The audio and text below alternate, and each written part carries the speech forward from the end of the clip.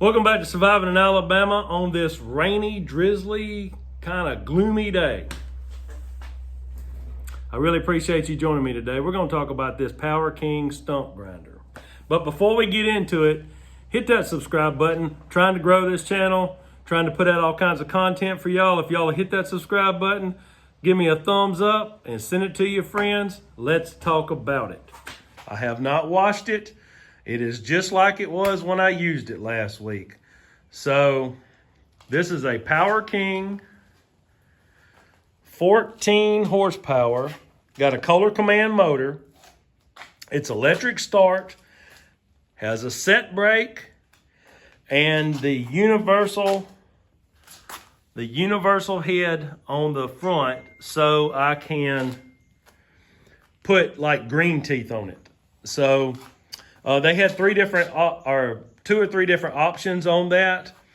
I opted to get the head that you can put green teeth on it. From everything I've read, the green teeth is kind of the standard as far as aftermarket teeth.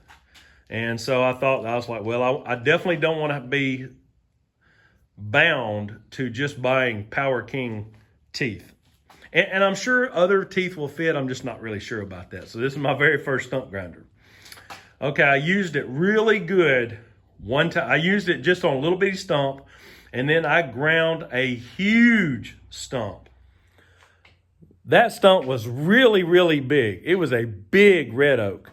I don't even know how big it was. I mean, it was probably 75 plus feet tall. The one thing that I really, really, really like about this particular model is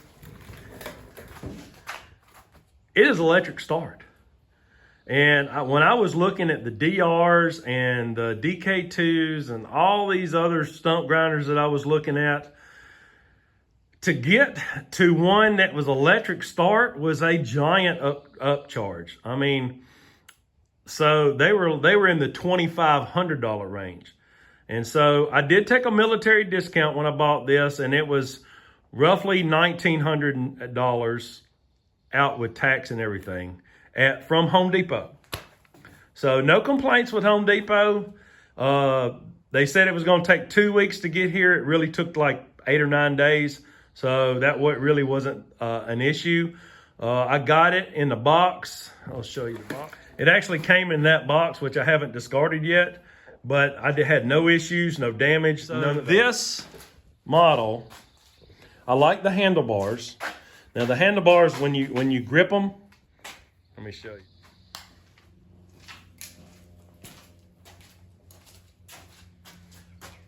I do like the fact that it has the handlebars in more of a rectangle, as opposed to like this or like this.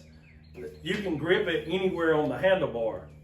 So I like it because you can put your forearms on it and push down on your elbows, and you can go back and forth just like this, and you can put a little weight on it and it doesn't work you as hard. So, and they're adjustable. You can adjust these up or down to fit however tall you are. I do like the throttle. The throttle has a button on it. So you push this button and then you can move the throttle up and down. And when you release the button, it stays locked in place. So that's a good feature. It also has a kill switch right here that you can attach to yourself in case something happened, it got away. It would pull this out just kind of like a boat. And then it has this kill switch right here. So these two kill switches, if something were to go wrong, you could hit those kill switches, or if you fell down, it would pull that out and it would cut off. Also, a nice feature on this that it still has the pull cable right there. In case your battery's dead, you can still use it. Now, some of the reviews that I read and watched online where people were complaining about the guard that's around this belt right here, this guard right here. Some people were complaining about that. Others complained about it online, but one guy said that he fixed it I forgot he shimmed it or something.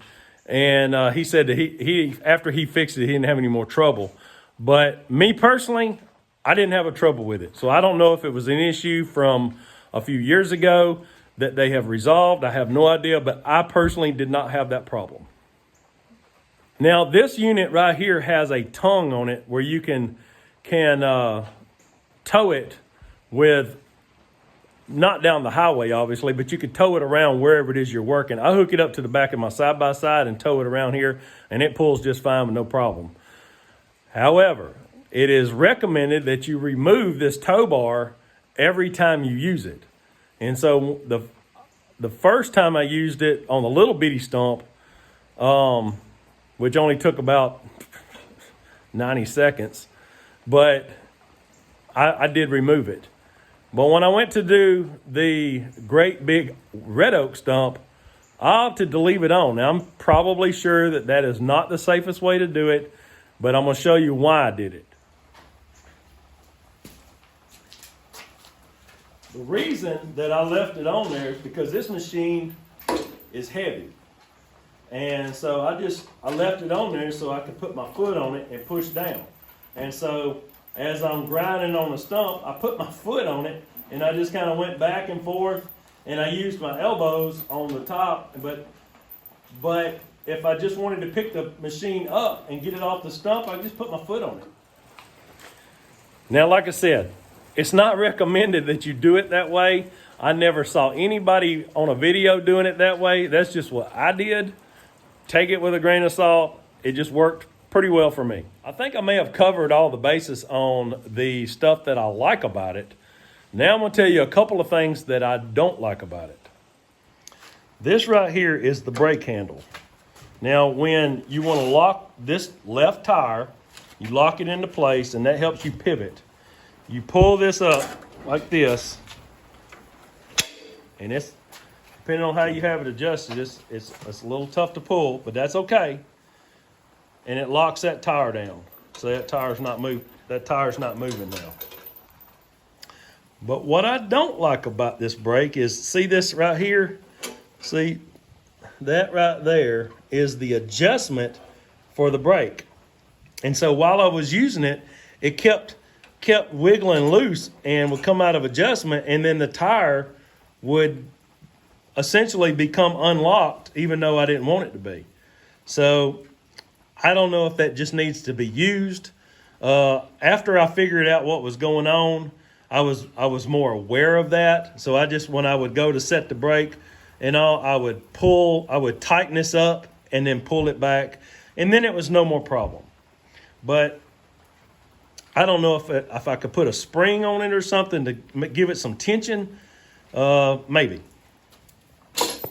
If you see up under this machine, you'll see that there is a guard, a rubber guard that catches the shavings off the stump as it's throwing them back to you. It catches them, and it keeps them from throwing it under the machine and hitting you in the leg, which is a good thing. However, I think that guard is actually a little bit too close to the ground because it catches everything. Now, I thought just for me, my personal use, that I would shave about a half an inch or maybe even a whole inch. I may have to do some measurements. But I think I'm going to shave a half an inch off of it so it's easier to push. When you're pushing it around the ground, it's scrubbing the ground and makes it harder to push. Even though that guard is definitely necessary, it is a hindrance when you're trying to use it. So there you have it. That is my first time review and use of this Power King 14 horsepower stump grinder. And I think all in all, even though there has a few little things I don't like about it, but I think there's many more things I do like about it that make this, I think, a good value in a stump grinder for somebody to buy. Let's face it, you know, some of the high dollar stump grinders, they're thousands and thousands and thousands of dollars. And a homesteader or a homeowner, it's just too much investment to put into something you're not going to use all the time.